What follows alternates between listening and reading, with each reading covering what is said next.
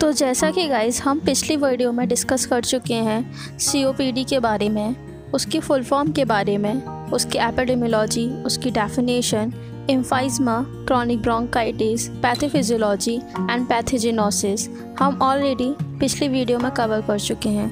Now let's move forward with our new topic and let's continue the video.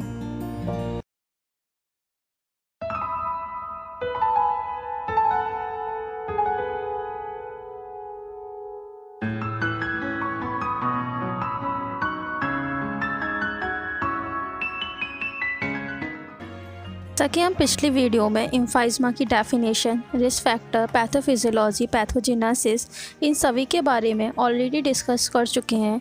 Now in this video let's move to the next topic, that is classification of एम्फाइज़मा। Guys, emphysema's classification is based on the pattern of involvement of alveoli of the lungs distal to the terminal bronchiole. It's basically have four subtypes, that is panlobular, centrilobular, paraseptal and irregular. Let's discuss these four one by one. पहले हम बात करते हैं पैरासेप्टल एम्फाइज़मा के बारे में। जो alveoli periphery पे होती हैं लोब्यूल के, एडजेसेंट होती हैं प्लूरा के, वो एल्वोलाई पैरासेप्टल एम्फाइज़मा में इफेक्टेड होती हैं। नेक्स्ट है पैन एसिनल एम्फाइज़मा, जिसको हम पैन लोबुलर भी बोलते हैं। इसके अंदर जो एल्वोलाई अफेक्टेड होती हैं वो सेंट्रल और पेरिफेरी दोनों की ही होती हैं, इसलिए इसको हम बोलते हैं पैन लोबुलर। पैन मतलब all, that's why is called pan-acinar emphysema. pan-acinar emphysema basically ऐसे लोगों में पाया जाता है जिनके अंदर अल्फ़ा-1 एंटीट्रिप्सिन डिफिशिएंसी होती है, या जो लोग स्मोकिंग करते हैं। अल्फ़ा-1 एंटीट्रिप्सिन के बारे में हम आगे बात करेंगे। नेक्स्ट हम बात करते हैं सेंट्रीलोबुलर एम्फाइज़मा के बारे में, जिसको हम सेंट्री एसिनर एम्फाइज़मा भी बोलते हैं। इसके अंदर जो एल्वोलाई अफेक्टेड होते हैं वो सेंट्रल पोर्शन के होते हैं।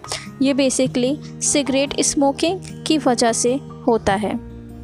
गाइस, एम्फाइज़मा का एक सब टाइप और होता है जिसको हम इर्रेगुलर बोलते हैं। इर्रेगुलर एम्फाइज़मा में जो एल्वोलाई एसोसिएटेड होते हैं या अफेक्टेड होते हैं वो बहुत स्केरिंग फॉर्म में होते हैं। जैसा कि नेम सजेस्ट कर रहा है, इट्स इर्रेगुलर। सेंट्रल भी हो सकते हैं, पेरिफेरी भी हो सकते हैं, किसी भी तरह कोई भी एल्वोलाई इसमें अफेक्टेड होता है। Irregular emphysema basically tuberculosis patients में देखने के लिए मिल सकता है। Now move forward and let's talk about the clinical feature of chronic bronchitis. Friends, जो सबसे इम्पॉर्टेंट सिम्टम्स है क्रॉनिक ब्रोंकाइटिस का वो है history of cough and sputum production for many years along with history of tobacco smoking. Patient को बहुत ज़्यादा कफ रहता है और स्पूटम प्रोडक्शन बहुत ज़्यादा होता है, और उसके साथ ही साथ उसको टोबैको स्मोकिंग की हिस्ट्री भी रहती है। पहले जो कफ रहता है वो ओनली विंटर सीज़न में रहता है, लेकिन जैसे जैसे कफ सीवियर होता जाता है वो कंटिन्यूस और सीवियर हो जाता है। क्रॉनिक ब्रोंकाइटिस के पेशेंट को एक्सर्शनल डिस्निया होता है। एक्सर्शनल डिस्निया से हमारा मतलब है अगर पेशेंट कोई भी फिज़िकल एक्टिविटी कर लेता है, जैसे कि रनिंग, एक्सरसाइज या स्टेयर्स का ऊपर नीचे चढ़ना, कुछ भी कर लेता है तो उसको डिस्निया की प्रॉब्लम हो जाती है, वो ढंग से सांस नहीं ले पाता है। क्रॉनिक ब्रोंकाइटिस का पेशेंट ओवरवेट और साइनोटिक होता है। उसके इसी अपीयरेंस की वजह से उसे ब्लोटर भी बोलते हैं। अगर क्रॉनिक ब्रोंकाइटिस के पेशेंट को राइट वेंट्रिकुलर फेलियर होता है तो उसको पेरिफेरल एडिमा होने के चांसेस होते हैं। अगर हम पेशेंट का परकशन करते हैं तो कोई हमें फाइंडिंग्स नहीं मिलेगी। क्रॉनिक ब्रोंकाइटिस के पेशेंट का जब हम परकशन करेंगे तो वो एकदम नॉर्मल रहेगा। लेकिन वहीं अगर हम क्रॉनिक ब्रोंकाइटिस के पेशेंट का ऑस्कल्टेशन करते हैं तो हमें ब्रोंकाई और क्रिप्टेशन की साउंड सुनाई देगी। ये दोनों साउंड मैंने अपने इंस्टाग्राम पेज पर ऑलरेडी अपलोड कर रखी हैं, वहाँ से आप सुन सकते हैं ये दोनों साउंड कैसे सुनाई देती हैं। ये सारे क्लिनिकल फीचर क्रॉनिक ब्रोंकाइटिस के हैं। चलिए अब हम देखते हैं एम्फाइज़मा के क्लिनिकल फीचर्स क्या होते हैं। सबसे पहले हमें एम्फाइज़मा के पेशेंट के अंदर एक्सर्शनल डिस्निया मिलता है। इसके अंदर कफ और म्यूकस प्रोडक्शन इतना ज़्यादा नहीं होता जितना क्रॉनिक ब्रोंकाइटिस के पेशेंट के अंदर होता है। जैसा कि हम क्रॉनिक ब्रोंकाइटिस के पेशेंट को ब्लू ब्लोटर बोलते हैं, उसी तरह से हम एम्फाइज़मा के पेशेंट को पिंक बफर बोलते हैं, क्योंकि इसका पेशेंट बहुत ही ज़्यादा इमेशिएटेड और पिंक कलर में होता है, क्योंकि इसके अंदर मेंटेनेंस होता है आर्टीरियल ऑक्सीजन टेंशन का। फ्रेंड्स, जब हम एम्फाइज़मा के पेशेंट को एग्जामिनेशन करते हैं तो हमें वहाँ वेट लॉस के एविडेंस मिलते हैं। पेशेंट अपनी रेस्पिरेशन की एसेसरी मसल्स यूज़ करता हुआ दिखता है और उसका स्टर्नम एंटीरियर सुपीरियर डायरेक्शन में लिफ्ट करता है इंस्पिरेशन के टाइम पे। उसका एक्सपिरेशन भी बहुत प्रोलॉन्ग्ड होता है। जब हम पेशेंट को देखते हैं तो उसकी नेक की वेन्स भी डिस्टेंडेड होती हैं ड्यूरिंग एक्सपिरेशन, जो कि कोलैप्स हो जाती हैं ड्यूरिंग इंस्पिरेशन। एम्फाइज़मा के पेशेंट में बैरल शेप्ड चेस्ट देखा जा सकता है। जब हम पेशेंट का परकशन करते हैं तो वहाँ हाइपर रेजोनेंट और कार्डिक डलनेस एब्सेंट मिलती है और लिवर डलनेस जो कि अपर वाटर की तरफ मिलती है वो भी लोअर लेवल पे शिफ्ट हो जाती है। पेशेंट का ऑस्कल्टेशन के समय हमें उसकी ब्रेथ साउंड बहुत ही कम सुनाई देती है और ब्रोंकाई साउंड बहुत ही हाई पिच पे सुनाई देती है। अब हम बात करते हैं अल्फ़ा 1 एंटीट्रिप्सिन डिफिशिएंसी क्या होती है। तो सबसे पहले हम ये जानते हैं अल्फ़ा 1 एंटीट्रिप्सिन हार्मोन होता क्या है। अल्फ़ा 1 एंटीट्रिप्सिन एक प्रोटीन होता है जो कि लिवर फॉर्म करता है हमारे लंग्स को प्रोटेक्ट करने के लिए डैमेजिंग सब्सटेंस से। इसकी जो नॉर्मल रेंज होती है वो 100 से 300 mg पर डेसीलीटर होती है, लेकिन अगर इसकी normal range less than 80 mg पर DL हो जाती है तो वो सजेस्ट करता है कि पेशेंट को कोई लंग डिजीज़ है।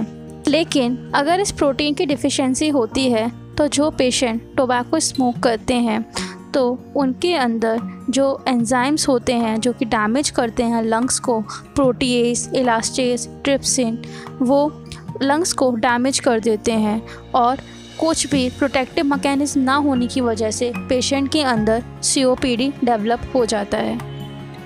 नाउ फ्रेंड्स, अब हम देखते हैं कि हम मैनेज कैसे कर सकते हैं COPD और एम्फाइज़मा के पेशेंट को। सबसे पहले हमें पेशेंट को स्मोकिंग क्विट करने के लिए बोलना होगा। अगर ज़्यादा दिक्कत है तो हमें ऑक्सीजन थेरेपी देनी होगी, ट्रीटमेंट करना होगा एयरवे सीक्रेशन का।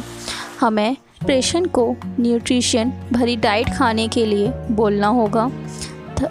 हमें पेशेंट को स्टीम इन्हेलेशन सजेस्ट करना होगा कि वे दिन में 10 से 15 मिनट स्टीम इन्हेलेशन करें।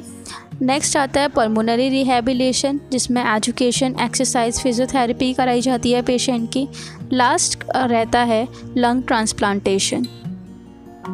चलिए अब हम देखते हैं कि COPD के लिए होम्योपैथी ट्रीटमेंट क्या क्या है। फर्स्ट मेडिसिन है ब्राइनिया। ब्राइनिया एक वंडरफुल रेमेडी है होम्योपैथी ट्रीटमेंट की फॉर COPD। ऐसे पेशेंट जिनको ड्राई हैकिंग कफ रहता है और जिनका स्पूटम रस्ट कलर का होता है और स्लाइटेस्ट मोशन से उनकी कंप्लेंट इंक्रीज़ हो जाती है और जैसे ही वह वार्म रूम के अंदर एंटर होते हैं उनका कफ स्टार्ट हो जाता है। नेक्स्ट मेडिसिन है कॉस्टिकम। कॉस्टिकम ऐसे पेशेंट में इंडिकेटेड होती है जिनका कफ डीप, हार्ड, रैकिंग होता है। पेशेंट को ऐसा लगता है जैसे म्यूकस उनके अपर चेस्ट और थ्रोट में स्टक हो गया हो और वो हमेशा अपने कफ को बाहर निकालने की कोशिश करते रहते हैं। उन्हें रॉनेस और सॉरनेस की फीलिंग होती है और उनको ऐसा लगता है जैसे कि कोई पत्थर उनके अंदर गले के अंदर अटक गया हो। नेक्स्ट मेडिसिन है रियोमैक्स। रियोमैक्स का पेशेंट जो होता है उसका कफ ड्राई टीसिंग होता है स्टार्टिंग में, और धीरे धीरे उसका कफ स्ट्रिंजी होने लगता है। उसकी कंप्लेंट इंक्रीज़ होती हैं बात करने से, प्रेशर से या कोल्ड एयर में बाहर जाने से।